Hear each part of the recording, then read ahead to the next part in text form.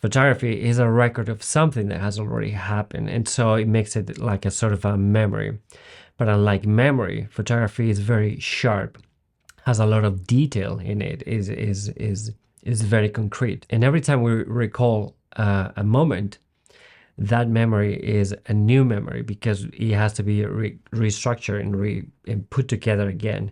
Here, the trick, the way human memory works is the opposite of dismember. Dismembering is chopping, and remembering is putting back together. And that's exactly how our memory works. It pulls from different parts of our body to recollect or recall that event, but every time is going to be different. And so we could say that our memory is always blurry, not fully there, full of detail, as is in a photograph. And over the years, I've come to feel that photographs that resemble human memory resonate more deeply with the viewer.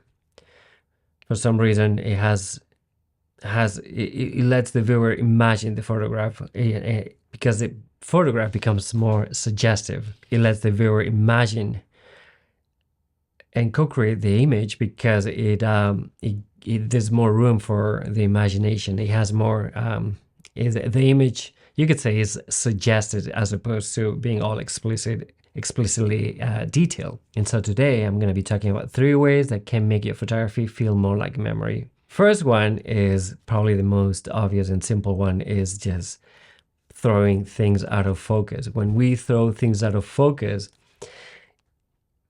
everything is blurry. And so everything becomes silhouetted, everything becomes less detailed, everything becomes blurry. And so the form, the structure of the picture is what stands out. So you have lines, you have colors, you have textures, but textures probably will disappear too. But you have the very form in front of you, and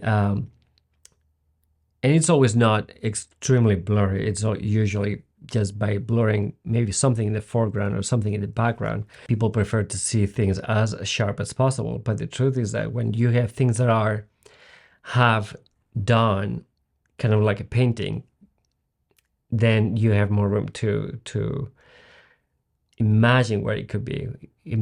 So we are allowed to finish what is incomplete. Let me interrupt here real quickly. If you like this kind of content, please like and subscribe. It really helps with the algorithm. So the other way you can go about it is using a very shallow depth of field. The way you're going to achieve that is by opening the iris as much as you can in your camera, in your lens. What happens is that your range of in focus is going to be reduced to being very shallow. And the opposite happens. When you close the iris, you get more depth of field. And another way to create more memory-like images is to reduce your shutter speed. By doing that, what happens is that you are compressing more time to happen into one image, into one frame. And so if there's a person moving from here to here, you're going to capture that whole moment. It's going to look blurry.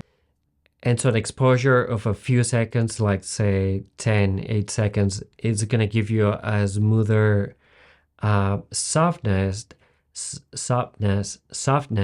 than would give you just a second or just half a second.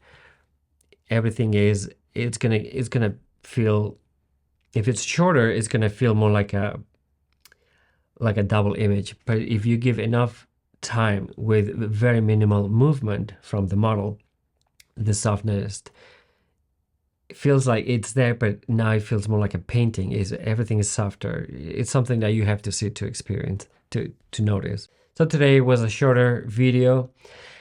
Thanks for watching again, and I'll see you next time.